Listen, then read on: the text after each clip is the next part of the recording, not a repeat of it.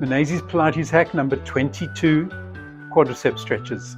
To start the quadriceps stretch, we need good padding underneath the knee joint. One foot up against the wall with the toes pointed. Now the guys won't be able to do this because they don't have that good ankle articulation. What we do for the men is you bring the knee further forward, and in this case I'm going to have Kat to keep a foot in that position there, which means that your knee isn't right up against the wall.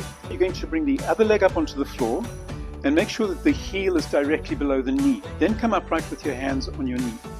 In this position here, you can see there's a little bit of a gap here between the backside and the heel, and you want to maintain that. Lean the hips forward a little bit more, that's it. You should be feeling a 7 out of 10 stretch already before even starting the exercise.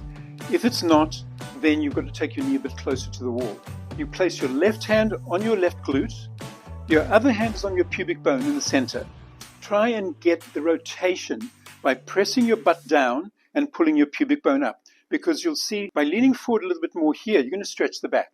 Now you're going to stretch the back even further by doing the tuck.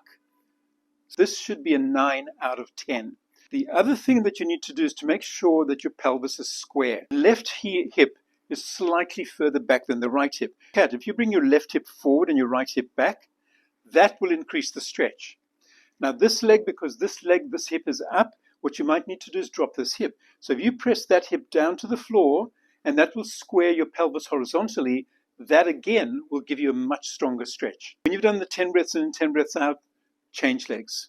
If you'd like more information on how to avoid medial or lateral knee pain when doing the quad stretch, or how to increase the stretch higher up the quad towards the ASIS, then subscribe on the Instagram channel for all the extra details.